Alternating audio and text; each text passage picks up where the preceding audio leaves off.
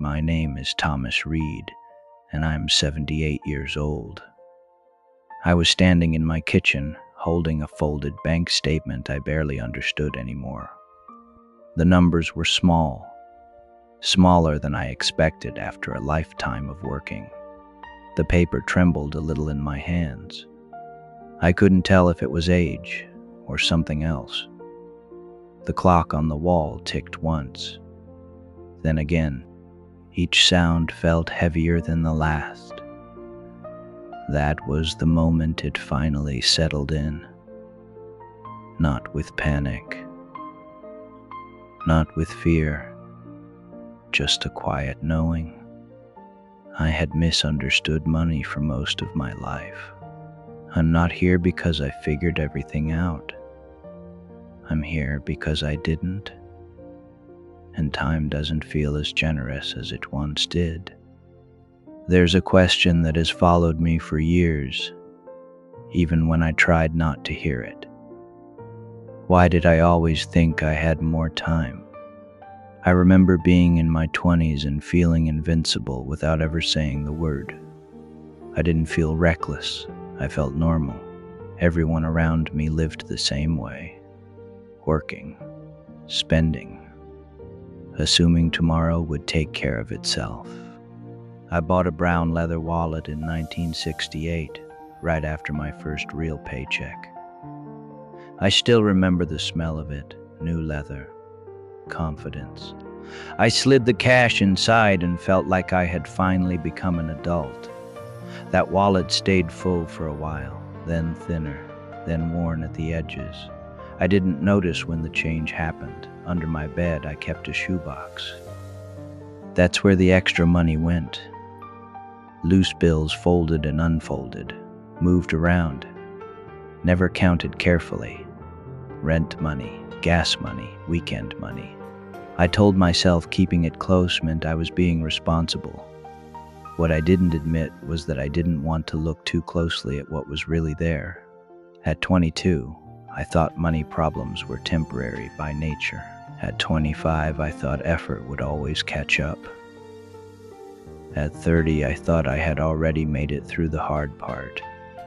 And then, nothing. Not a collapse, not a disaster. Just years passing quietly while I stayed busy. Busy felt safe. Busy felt like progress. I didn't realize how expensive that belief would become. I met my wife, Ellen, when I was 24. She laughed easily. She believed things would work out, not because she was careless, but because she trusted effort. There's a wedding photo I still keep in a drawer. The edges are soft now. We're standing outside a small church, her dress simple, my suit borrowed. We look calm, certain. At that age, certainty comes cheap. We moved into a small apartment with thin walls and a bathroom tile that never stopped cracking. I worked full days and came home tired but proud. Ellen cooked, hummed to herself, asked me how work was. I always said the same thing, fine. Money never came up the way it should have. Not because we were hiding things from each other, because neither of us thought it mattered yet. I took a job that paid enough to feel steady, but not enough to feel secure. I told myself it was a stepping stone, that I'd move on soon. Years passed and the stone became the ground beneath my feet. At work, I watched people buy newer cars, better clothes. I didn't want to fall behind, so I didn't. I matched them piece by piece, expense by expense. The shoebox under the bed got heavier. The wallet grew thinner. I told myself that was normal. Our first child, Mark, was born on a quiet morning. I remember holding him near the window while Ellen slept. There was an unopened bill on the kitchen table beside me. I turned it face down. That moment felt too important to interrupt with numbers. I thought money could wait. Life felt urgent. Everything else felt like it would sort itself out eventually. And then, nothing. No warning bell, no sharp turn. Just routines stacking on top of routines. Paychecks coming and going.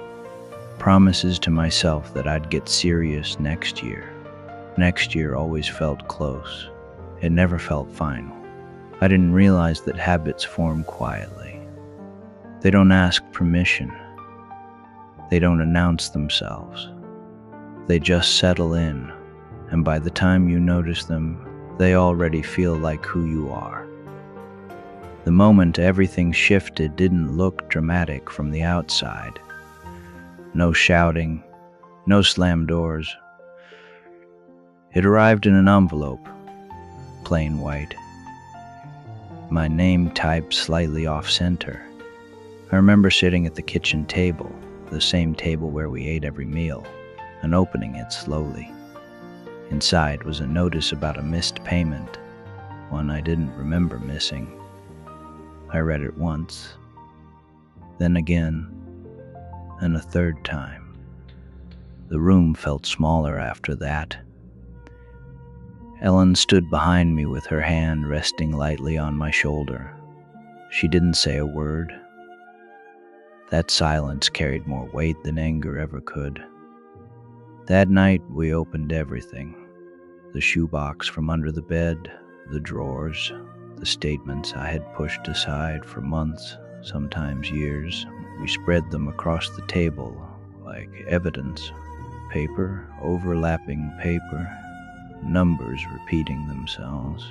I remember the hum of the refrigerator, the ticking clock, the way the wedding photo stayed in the drawer, face down. No one raised their voice. There was nothing to argue about. The truth doesn't need volume. That was the first time I felt time close in around money, not as an idea, as a presence. I realized I hadn't been careless. I had been distant. I treated money like something that would behave as long as I didn't provoke it. And then, nothing. No immediate disaster followed. That's what made it worse. We adjusted. We cut back quietly. We canceled things without saying why. I took a second job. Weekends disappeared. Evenings shortened. I told myself this was responsible. That this was what fixing things looked like. But something else slipped away during those years. Ease. Conversations about the future turned into conversations about next month. Plans became conditional. Dreams grew cautious, then smaller. I started measuring life instead of living it. And I didn't yet understand that waiting had already done its damage. The cost didn't announce itself all at once. It showed up in small moments that didn't seem important until they were gone. A trip we talked about for years and never booked. A conversation with Mark about college that ended with me saying, "We'll see," even though I already knew the answer. A car that lasted longer than it should have because replacing it felt like admitting something. I took on more work. Not better work, just more of it. My weekends disappeared first, then my evenings. I was home, but not really there. Ellen noticed before I did. She didn't complain. She adjusted. That might have been the hardest part. There's a letter she wrote once, left on the table when she thought I was asleep. Handwritten, folded carefully. I found it the next morning. She didn't accuse me of anything. She wrote that she trusted me, but she was scared. Scared of always being careful, scared of waiting forever. I read it once, then I folded it back the same way and put it in the drawer with our wedding photo. I told myself I'd answer it when things improved. And then, nothing. Years passed. Mark grew up learning not to ask for much. I didn't teach him that with words. He learned it by watching. Birthdays became modest. Holidays became practical. Joy was never gone, but it was always measured. Money was always in the room even when we didn't talk about it. It sat between us at the table. It followed us into decisions. I stopped feeling broke at some point, but I never felt free. That's the part people don't talk about. You can survive. You can manage. And still carry a quiet tension that never fully leaves. By the time Ellen got sick, the numbers no longer mattered. What mattered was time, and that's when it hit me hardest. I had spent decades believing I could make things better later. Later came anyway. Mornings are quiet now. The households sound differently when only one person lives in it. The kettle clicks off. The floor creaks once, then settles. Ellen is gone. Not suddenly, just slowly enough that I had time to notice every small goodbye.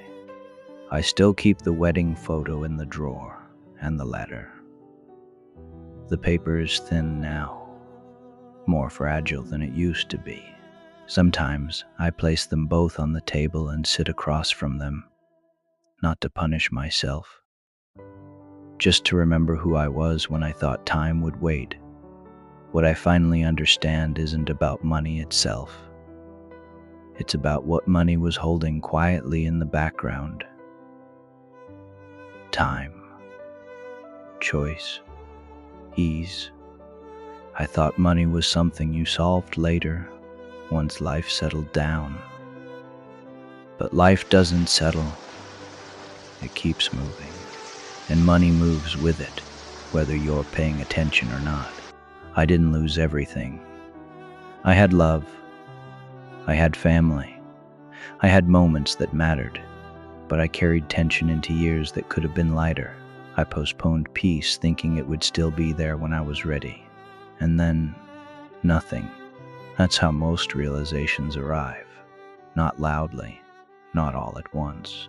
Just a quiet understanding that settles in when there's no more room to delay it. If you're younger than me, this isn't a warning. It's just a voice from further down the road saying the view looks different from here. If you're my age, maybe you recognize this feeling already. Either way, I don't have answers to give you, only honesty.